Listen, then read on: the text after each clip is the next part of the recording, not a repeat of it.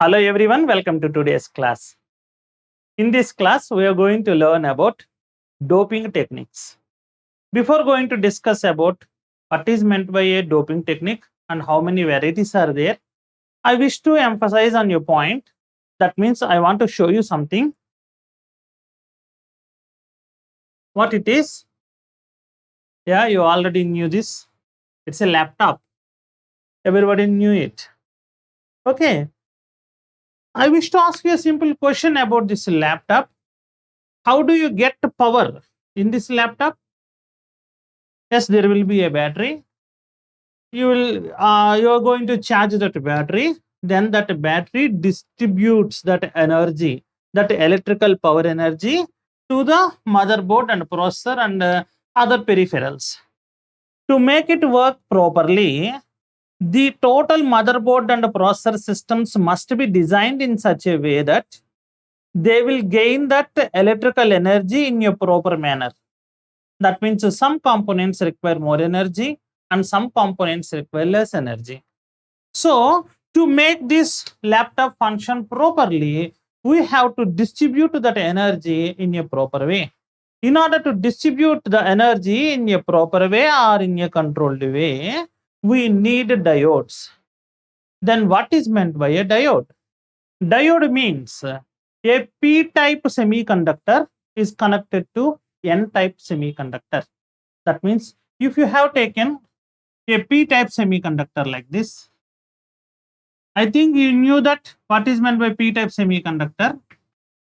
P-type means it contains holes. That means silicon is doped. Silicon is doped with boron. So this is one example. This is p-type semiconductor. Suppose n-type semiconductor is connected to this p-type semiconductor. That means here the silicon is doped with phosphorus.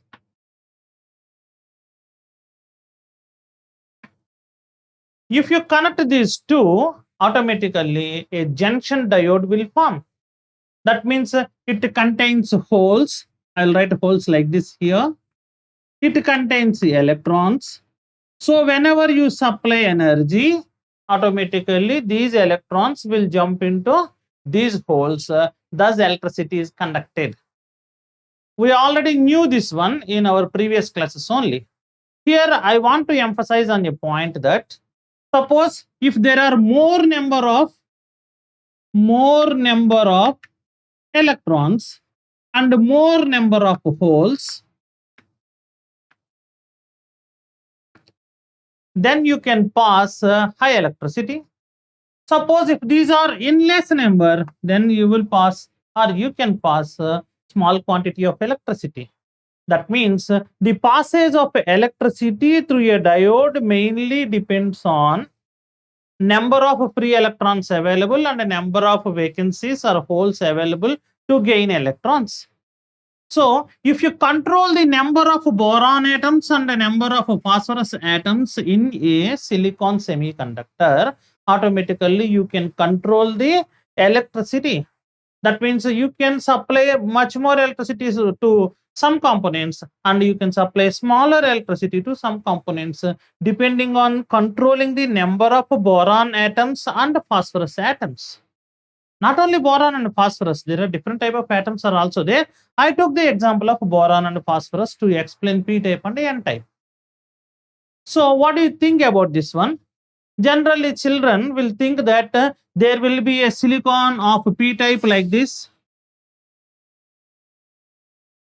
and there will be another silicon material like this n-type, and they think that these two are joined together to form a junction. Generally by seeing this notation, that means this is p, this is n, by seeing this notation children will think that it will be like this, but it is not like that. That means if you give a close look to this arrangement, in both the cases, what is the common element? In this case, it is silicon common element. Here also silicon is the common element. That means they will take a silicon metal. This is the silicon metal. During the preparation of silicon only, they will prepare it either N-type or P-type. That means there was a process we discussed in our earlier classes. That is Shawkral-Skrill process.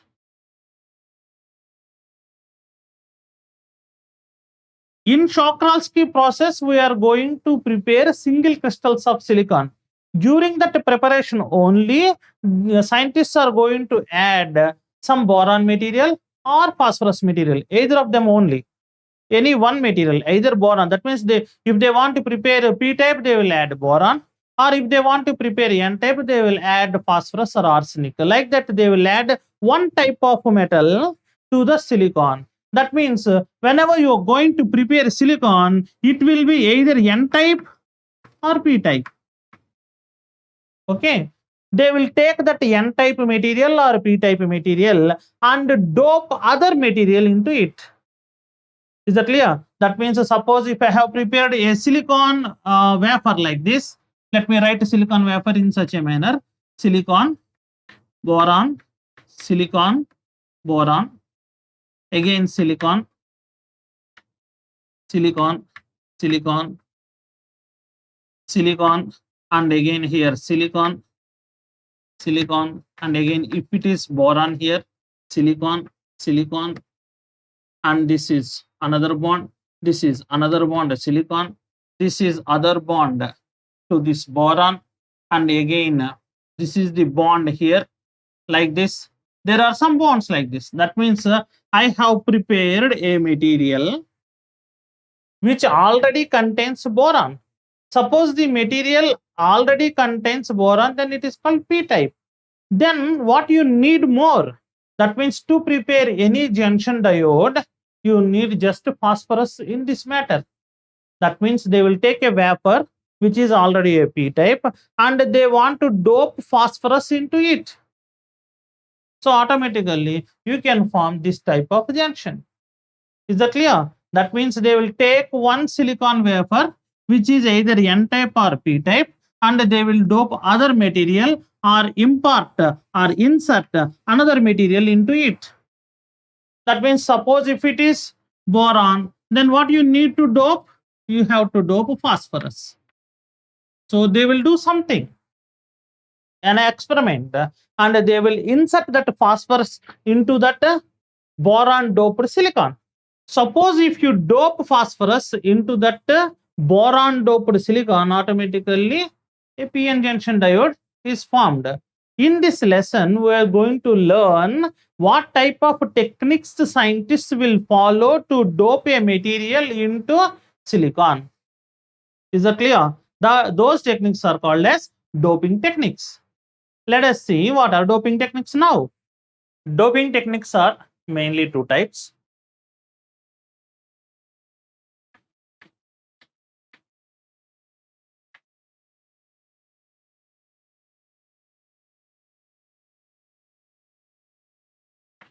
One technique is called diffusion,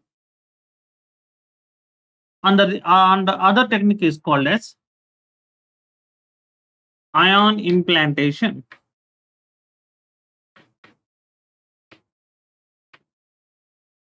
One technique is called diffusion technique and other one is ion implantation technique.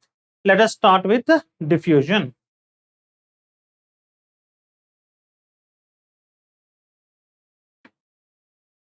Let us imagine that we are having a silicon wafer of P-type. So now let us imagine that we are having P-type silicon wafer upon which I want to dope phosphorus. That means I want to dope N-type semiconducting material, that is phosphorus. So before going to discuss these things, I wish to emphasize one point that you need to select an area where you want to dope that phosphorus.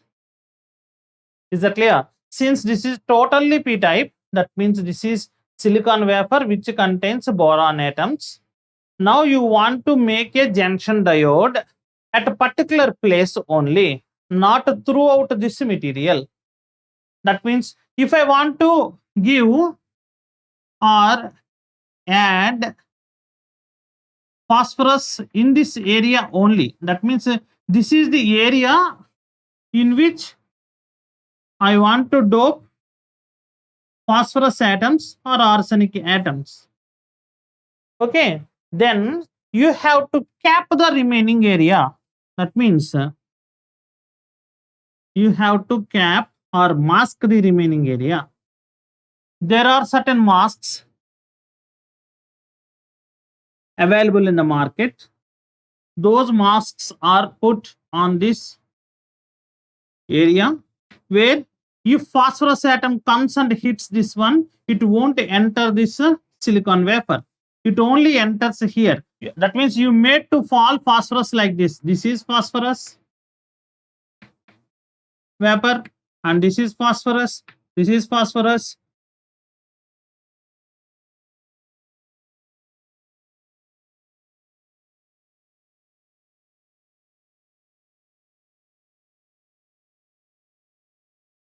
These are all phosphorus atoms which are falling on this p-type semiconducting material. Whenever they are made to fall on this material, then you put already masks here.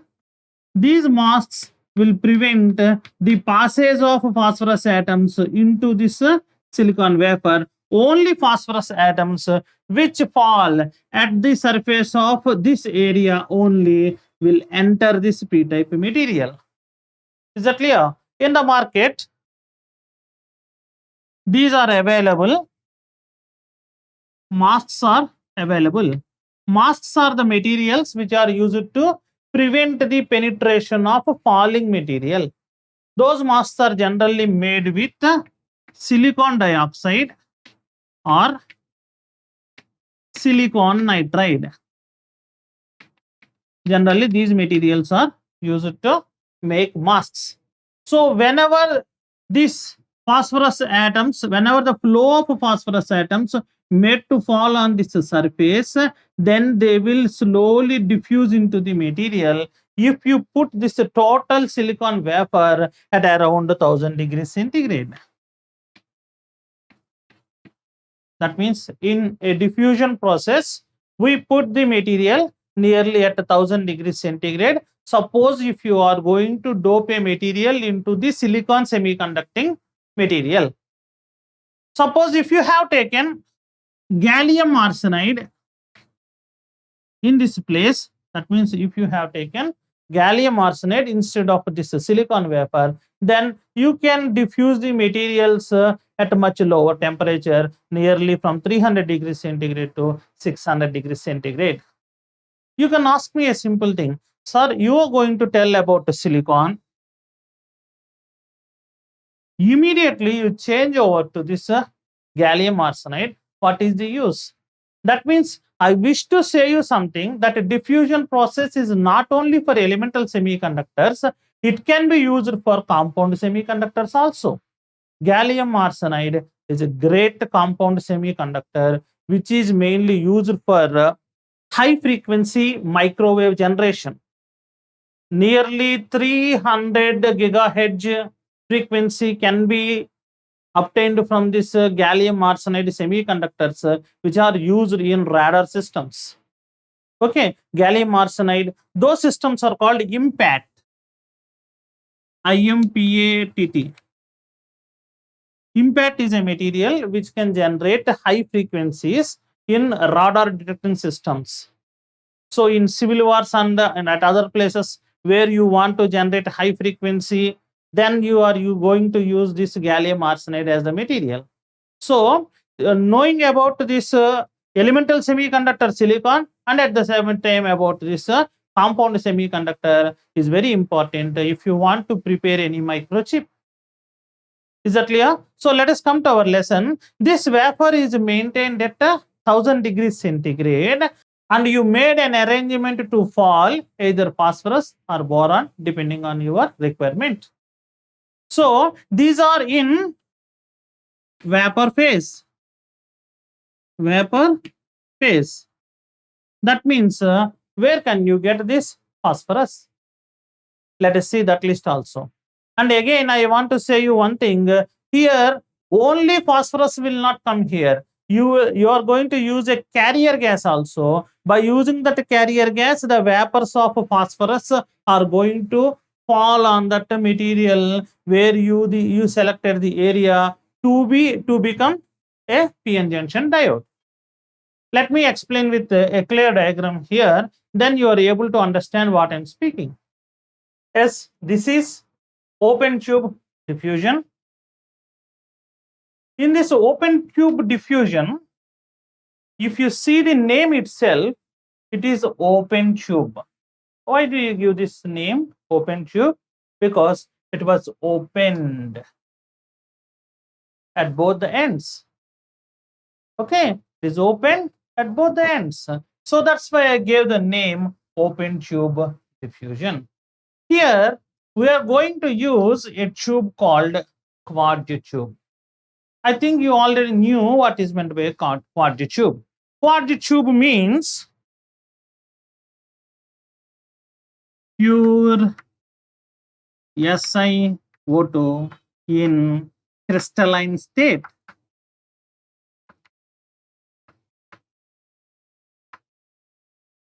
It is pure SiO2 in crystalline state.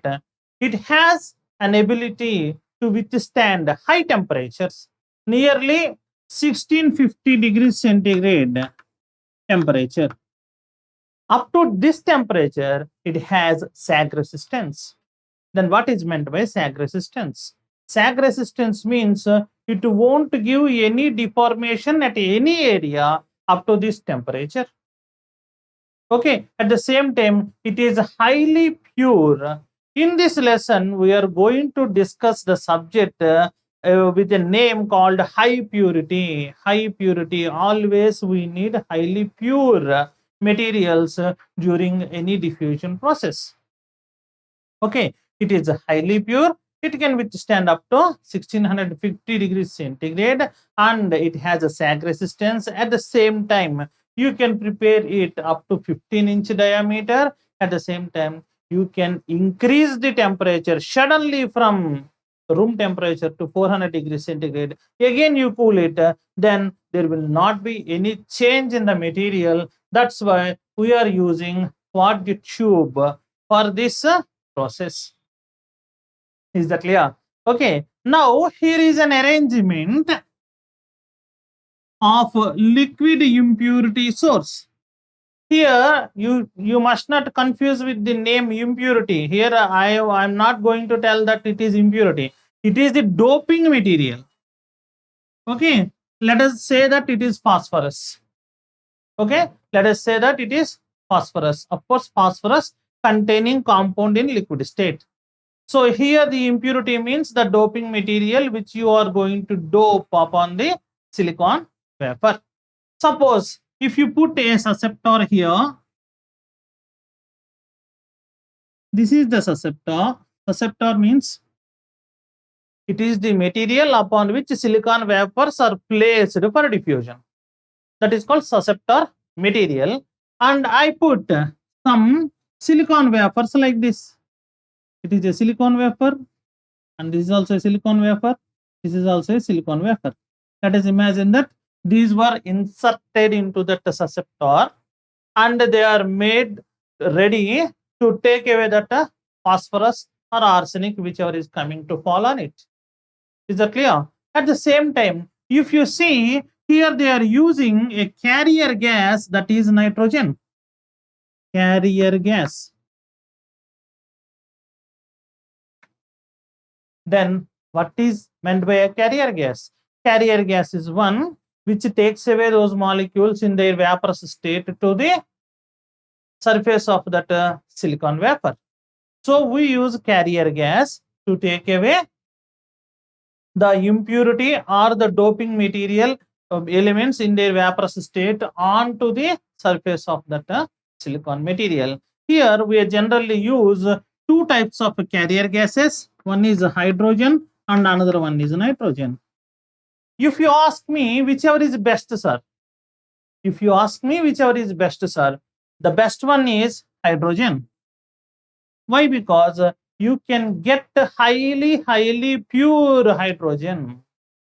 What is meant by highly pure hydrogen? That means the purity is going to be expressed in 11n, 6n, 5n type terminology. Let me explain you what is meant by 5n, what is meant by 6n. Suppose if you take the hydrogen gas, if you get it is in 99.9999% pure, then how many nines are there here? 1, 2, 3, 4, 5, 6. 6 nines are there. So this type of purity of hydrogen is called 6n purity. N stands for nines. So 6n purity. In such a manner, you can get hydrogen up to 11n purity. Is that clear? That means you can gain this hydrogen as 99%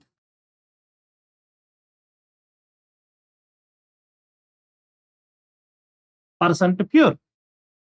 That means this is 11n hydrogen. That means 1, 2, 3, 4, 5, 6, 7, 8, 9, 10, 11. 11 nines are there. So it is called 11n pure hydrogen. How did you get this pure hydrogen? Because if you pass the hydrogen gas onto a palladium material, that palladium material will absorb that hydrogen gas. Suppose if you increase the temperature of a palladium material up to 300 degrees centigrade, it will only release hydrogen molecules into vapor state. That means if you supply impure hydrogen onto palladium material, then that palladium material will take those impurities and hydrogens and it will absorb. After that, if you heat that palladium material, only hydrogen gas will come out. That's why you are able to get 11n pure hydrogen gas. Is that clear? Then you can ask me a question, sir, why did you use here nitrogen? You please go and use hydrogen. But handling with hydrogen is highly difficult. Highly difficult. Why? Because it is highly inflammable. If there is any problem in the material, and a small spark will give explosion. So scientists are going to use generally nitrogen in place of this hydrogen. Then you can ask me a question, don't we get nitrogen up to 11n purity? Yes, we can get nitrogen up to 11n purity, but it is highly costly. Suppose if you take 5n purified nitrogen for 2000 rupees, if it is 11n purified, then its cost more, you will be more than 50,000 rupees. So you have to take highly pure nitrogen as carrier gas into this bubble. Is that clear? It contains liquid impurity source. Then what is this liquid impurity source? Suppose we imagined that here this silicon is already containing a boron. That means we thought that this silicon is p-type silicon. Now what you are going to do, you are going to put phosphorus onto that surface of that material. So here there are different type of sources for your impurity. So there are solid sources, there are liquid sources, there are gaseous sources. Suppose whenever you come to this solid source, boron nitride and As2O3 and phosphorus pentoxide, these are the sources. These are the solid sources, but generally we don't prefer solid sources. Why? Because if you prefer solid source, whatever may be the source you have taken, you must get that in vapor state.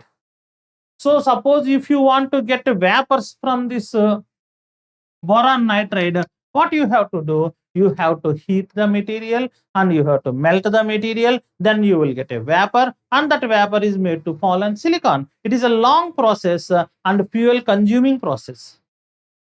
Is that clear? So we generally don't prefer this solid type of sources here. We generally prefer liquid sources. Why do you prefer liquid sources? They're very easy to handle.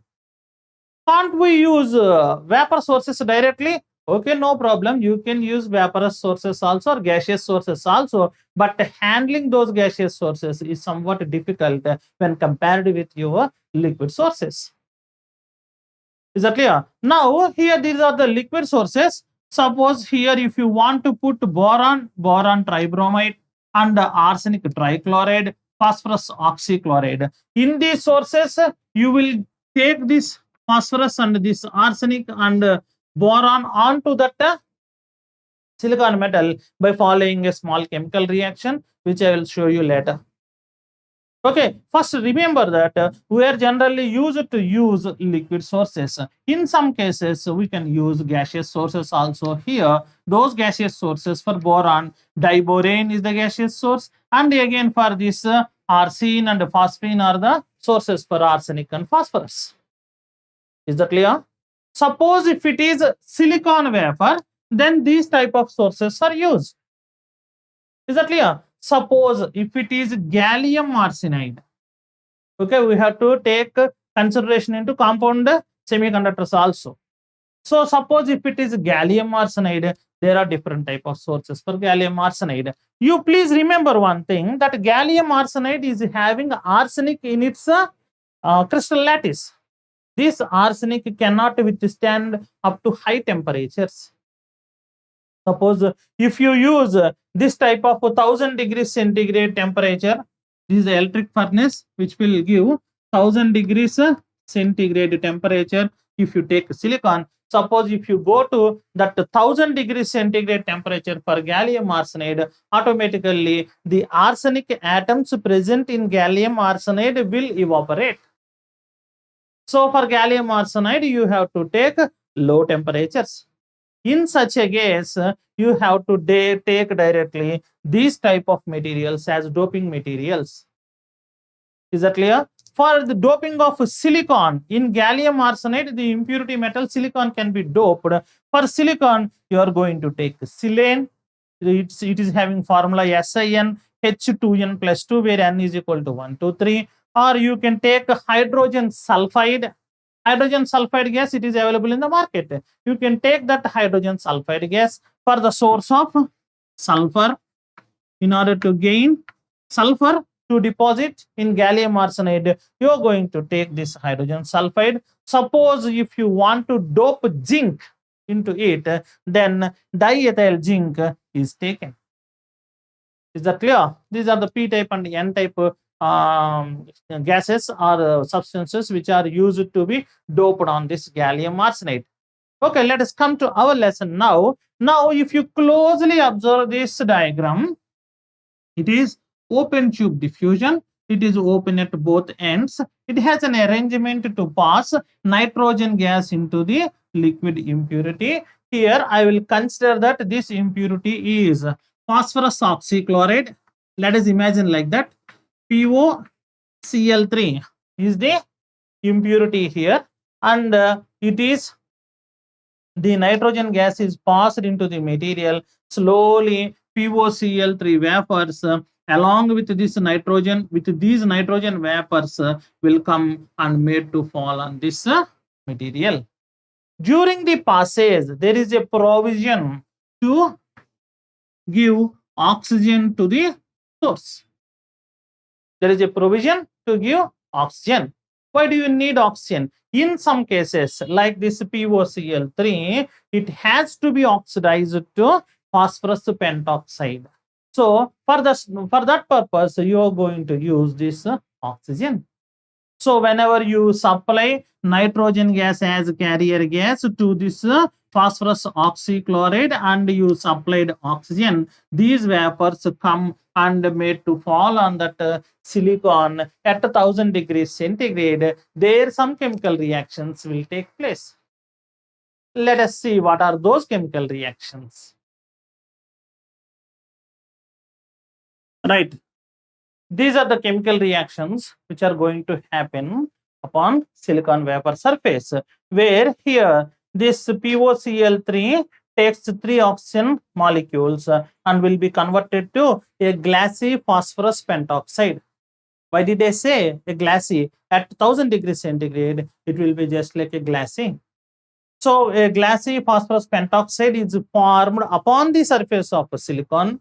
Whenever it touches silicon, that means this phosphorus pentoxide touches the surface of silicon, automatically it will be converted to phosphorus and silicon dioxide. As a result, you are going to dope these phosphorus atoms upon the surface of silicon. Is that clear?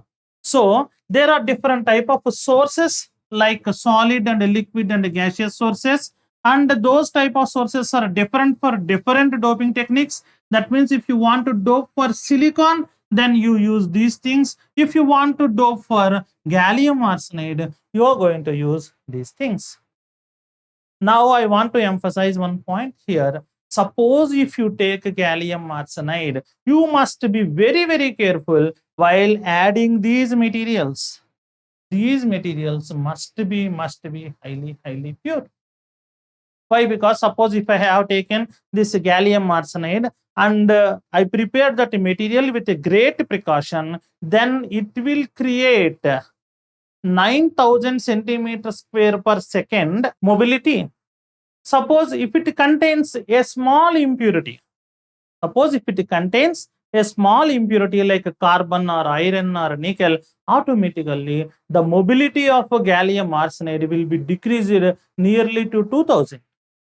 That means if there is a single atom of impurity, then automatically that radar system which was prepared by using gallium arsenides cannot be used in a proper way.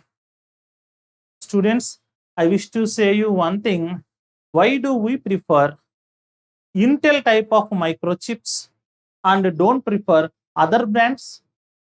Why? Because those companies which were established in earlier days, which are following certain rules for the preparation of diodes, they will perfectly follow the procedure and will prepare those type of diodes in perfect environment. I already shared a video in our previous video lecture, and I asked all students to watch that video. If you have really watched that video, then you can observe that how will they enter the room of the room which contains a semiconductor preparation. They will wear a dress and they will wear a mask, and they will be purified with great air, and with very caution only they will enter. That means their intention is to prepare the material or the microchip in a correct environment. So don't try to buy the brands of microchips of other companies. Generally prefer a perfect and a great company. That's why you are, because they are following all those precautions, they put its cost high. So automatically you have to choose that type of microchip while you are going to buy any laptop. Suppose you are going to buy a laptop of i5 processor or i7 processor, go for a brand, not for other companies. If you go like that, then automatically those diode materials while preparing in such a manner will contain impurities and they will not be operated as such you have think and you paid for it. So their speed will be reduced if they were prepared in an environment where they did not follow rules. Is that clear? So here this is the open tube diffusion process. There is a closed tube diffusion process is also there, but it is not important for us to discuss. That means they'll just close the same material and they will follow the rules as I said. That means they will maintain the purity in such manner also. Is that clear? Now, let us see what happens if the material is diffused into the surface or beneath the surface of a silicon wafer. Is diffusion process correct for anybody to follow for doping or not? Let us discuss it now. Let us now picturize what did we do in the experiment. Suppose, let us imagine that this is the silicon wafer. Let us imagine that this is silicon wafer and you put vapors containing phosphorus atoms. Let us imagine that these are all phosphorus atoms. Let us imagine that these are all phosphorus atoms. Are you able to see? Yes, this piece of chalks. pieces of chalk are all phosphorus atoms. Let us imagine that this is the silicon wafer, and I put these atoms upon this silicon wafer. Yeah, I put all these. Are you able to see? So like this, we put phosphorus atoms on this silicon wafer, and we are heating it at 1000 degrees centigrade. All these phosphorus atoms, let us imagine that, are all in vaporous state. In vaporous state, and gaseous mixture is coming here along with the nitrogen. All these are phosphorus atoms which are going to fall upon the surface of this silicon wafer. Then what will happen? Let us imagine that. So whenever you use two different types of gases, there is a concept which comes to interfere. That concept is called as partial pressures. That means this gas is having one pressure, and at the same time nitrogen gas is also having some pressure. So if you are having high partial pressure of this gas, then these atoms will try to penetrate into the crystal lattice of this silicon wafer at that 1000 degrees centigrade temperature. Is that clear? So these atoms will try to move into the interior or into the depth or beneath of this silicon crystal wafer. So whenever these are trying to move into the interior of the crystal lattice, the silicon atoms already present in this silicon wafer, which are vibrating at that temperature, will give space for them to enter into that crystal lattice. Okay, the silicon atoms present in this wafer must give place for these phosphorus atoms to enter interior of this crystal lattice. This crystal lattice is already having boron atoms. We already started the lesson like that. Okay, this is p-type silicon semiconductor. Now you are adding phosphorus atoms to it. Whenever you are going to add phosphorus atoms into the crystal lattice of this silicon, you must think one thing. That means phosphorus atomic number is 15. Silicon atomic number is 14. Both of them are nearly having same crystal radius. That means same atomic radius. Okay, since both are having same type of atomic radius, so in order to make this phosphorus to get into the interior of this silicon wafer, one of the silicon atoms present in the crystal lattice of this wafer must go away and create a vacancy for this phosphorus to occupy that lattice position. Is that clear? Suppose if you have taken this phosphorus, whenever you want to add this phosphorus to this silicon wafer, the atoms present in the crystal lattice of the silicon atom, where you made to fall phosphorus atoms to go into the silicon wafer, must give a space for those phosphorus atoms. So that type of diffusion is called vacancy diffusion. That type of diffusion is called vacancy diffusion. Is that clear? Suppose if it is the silicon wafer already containing phosphorus, let us imagine second case. Suppose this is the n-type silicon wafer. Let us imagine that this is n-type silicon wafer, and you want to make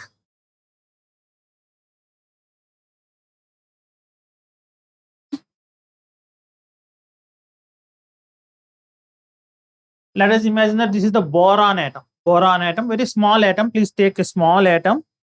So in order to show you, that means I'm showing like that. This is the small boron atom. Are you able to see this one? Yeah, this pink one. This pink one I am going to show you. Let us imagine that this is the small boron atom. Are you able to see this one? Yes, this is boron atom. Now let us imagine that this silicon is already having phosphorus, and you want to add this boron to this silicon surface. Whenever you want to add this boron to this silicon surface, then what is the atomic number of boron? 3. No, 5.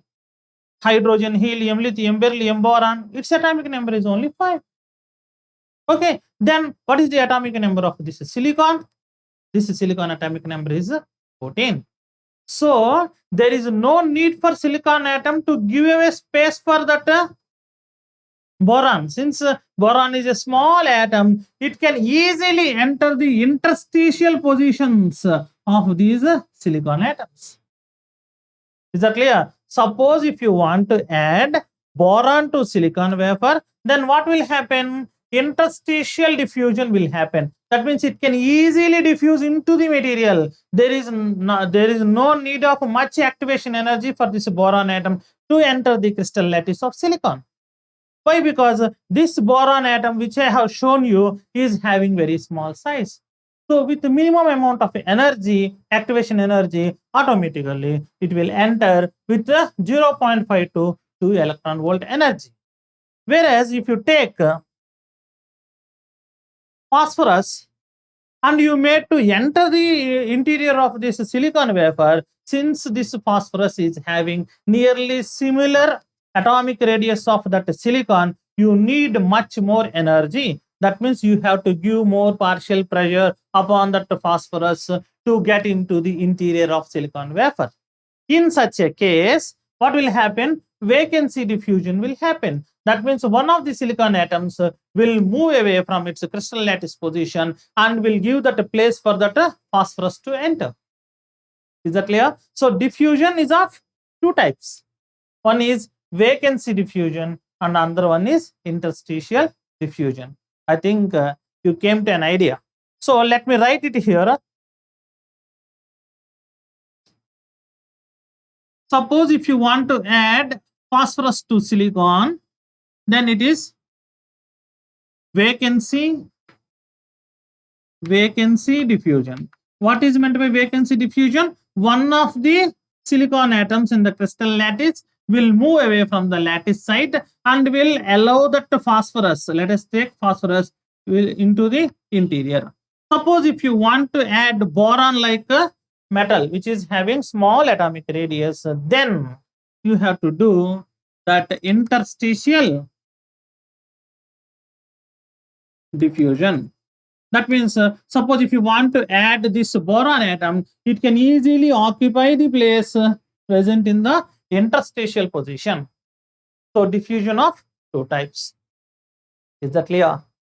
Okay, then scientists gave some type of equations in order to calculate how much boron atom or how much boron element or how much phosphorus elements will go into the interior, and what are the factors upon which this diffusion is dependent. Let us discuss those points which were given by scientists in a small pattern. Suppose you please note down this equation. This equation is called fixed diffusion equation. I'm not going to derive this equation. Okay, this is fixed diffusion equation. Dou C by dou T is equal to D into dou square C by dou X square. This is the equation. Is that clear? In this equation, this D is important. This D is called diffusivity. Diffusivity. Okay. So whenever you give some atoms upon the surface of a crystal lattice, there are two methods. That means whenever those atoms are in low concentration, then automatically this diffusivity don't depend upon the concentration of the atoms you have supplied for that. Let me explain you clearly. Okay. Suppose this is the silicon wafer surface. I am continuously supplying the gas. That means this phosphorus gas. That means at any time whenever this one atom will go into the interior of silicon crystal, again I will supply another atom. That means continuously I am giving the gas upon the surface of this material. That means the concentration of gaseous atoms which are trying to go into interior of this material is not changing. That means here if you see diffusion profile, constant surface concentration diffusion. So let me explain you with small numbers, then you are able to understand. Suppose this is the silicon wafer. Now I wish to dope phosphorus into it. So I gave 10 atoms of phosphorus upon this one. Okay, let us imagine that these are the 10 atoms of phosphorus atoms which are placed upon the surface of this silicon wafer. When one of the atoms enters this wafer, then immediately I will supply another atom. That means almost at every time, those 10 atoms are at the same concentration. Whenever one is dipped into the crystal lattice, I will supply another one. Whenever other dipped into the crystal lattice, and I will supply another thing. That type of diffusion, that means you are maintaining constant concentration of dopant atoms, is called constant surface concentration diffusion. There is another type of diffusion. That means just you supplied 10 atoms of phosphorus and stopped supplying further. Just you are heating it and giving a pressure. So automatically those atoms one by one will go into the interior of this silicon wafer. These two types are different types of doping techniques. So according to Fick's equation, at a lower concentrations, this diffusivity does not depend upon the concentration. It has a constant value. Is that clear? So it is not much more needed for you at this first BTech level. Suppose if anybody is watching this video who are studying MTech and higher, then they will understand this one. Is that clear? Next, what happens if you give diffusion to any material? How will it diffuse into the material? Let me show you a figure. Okay. Now let us see what happened after diffusion. That means you have taken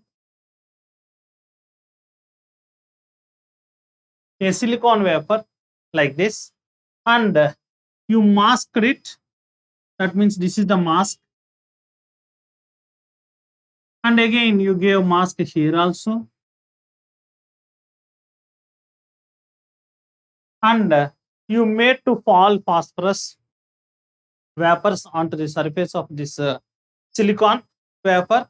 Then what happens? Whenever you made phosphorus atoms to fall upon the silicon wafer surface at 1000 degrees centigrade, slowly they will diffuse like this. That means this is the concentration of atoms present at the near the surface. At near the surface, there are more number of phosphorus atoms will be situated like this.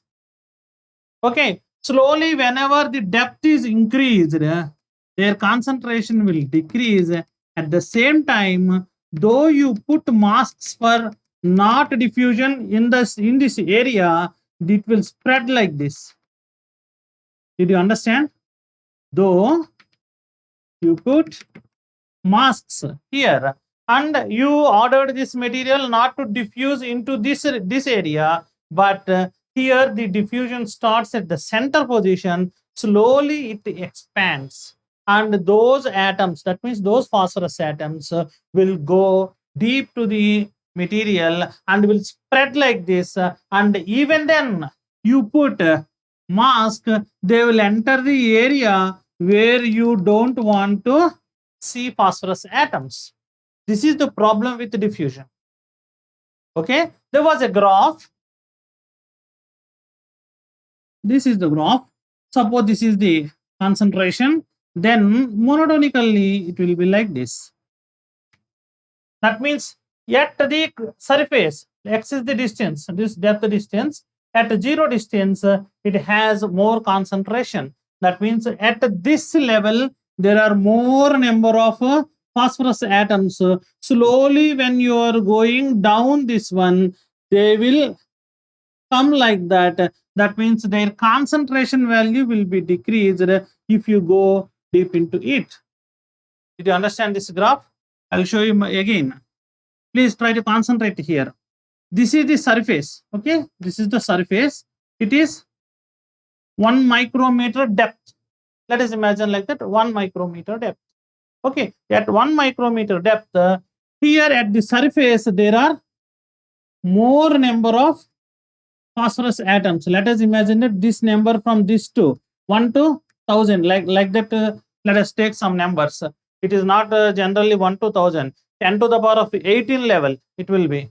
So for our comparison purpose, 1 to 1000. That means this surface is having 1000 atoms. Whenever you come interior of this metal, put a cross like this. Then how many atoms are there here? Here 900 atoms. If you come more deeper into this one, that means if you come here, then at this X position, you please put a line like this and calculate the concentration of phosphorus atoms present at this level, then those will be 20. Like that, that means the more concentrated phosphorus atoms are present on the surface, and whenever you come interior of this material, then that concentration will be decreased. Is that clear? Then you can ask me a simple question. How did you know, sir? Because you have taken a silicon wafer. This is the silicon wafer. And you made to fall phosphorus. And you are telling that some phosphorus atoms are placed at the surface and other phosphorus atoms went into the deep of this, went into interior of this one, and whenever they are moving interior of this one, their concentration was decreased. How did you know, sir? There was one simple experiment. That experiment is called as a junction experiment. So junction depth is calculated there. That means they will take the material. Let me write like this. Yes, let us imagine that this is the diagram of this material. This is the silicon wafer upon which phosphorus was doped, and to know that how much depth it went, I grooved it. That means I made a tunnel upon this one. That means I scratched some of the part of this one and I made a groove. Okay, this is the groove. Okay, according to me, upon the surface there are phosphorus atoms. Beneath that layer, the remaining silicon atom, silicon crystal, which contains boron. So after giving this type of groove, I will pour concentrated nitric acid on it. Whenever I pour concentrated nitric acid into this groove, then automatically it will stain the areas. That means it will give some type of colors. Whenever there is phosphorus atom, it will give some color. Whenever there is a nitrogen atom, whenever there is a boron atom, it will give different color. That means for P-type area, it will give a stain. For N-type area, it will give another type of stain. In such a manner, after giving a groove on it, I will observe the depth of that phosphorus entry, and then I will calculate how much phosphorus atoms are, that means how many phosphorus atoms enter the interior of that material. This is one type of evaluation technique. By following such technique, we can confirm the type of diffusion which was taken in this place. Then what is meant by type of diffusion? Diffusion here is two types. One is intrinsic and another one is extrinsic. Suppose if the diffusion does not depend on the dopant concentration, then it is called intrinsic. Suppose if it depends upon the dopant concentration, then it is called extrinsic. That means you have to take one number that is called Ni, which is nothing but intrinsic carrier concentration. That means at room temperature, the intrinsic carrier concentration of silicon is 1.5 into 10 to the power of 10 per cc at room temperature. That means 300 Kelvin. So silicon atom will allow those molecules into the interior of the material at room temperature, though that number is called as intrinsic carrier concentration. Okay, if the number of atoms entering the silicon crystal lattice are less than the number given here, then that is called as intrinsic diffusion. If the number is more, then it is called as extrinsic diffusion. Okay, this number is at room temperature, but we are performing the experiment at 1000 degrees centigrade. For that also there will be another number. That number is nearly 5 into 10 to the power of 20 per cc at 1000 degrees centigrade. So this is not very important for BTech students. Suppose if anybody who are studying PG level at PG level or in research level, then you can refer these numbers. So finally, I want to conclude one thing. Diffusion is a process of giving or imparting or penetrating one material into the silicon lattice or gallium arsenide lattice. If you take silicon, the working temperature is 1000 degrees centigrade. Suppose if you take gallium arsenide, the working temperature nearly 600 to 1000 degrees centigrade. It needs much lower temperature because at higher temperatures, this arsenic will evaporate. Okay, this diffusion technique is not at all a good process to create junction diodes. Why? Because it needs much more energy. For that, it needs more fuel, and at the same time, diffusion cannot follow a controlled process. Why? Because here we wish that there will not be any doping, but according to the process, these atoms, that means these phosphorus atoms, are coming into the area beneath the mask also. So scientists generally prefer another method which is called as ion implantation method to prepare junction diodes. Let us discuss about ion implantation technique in the next class. Thanks for watching till the end. Thank you.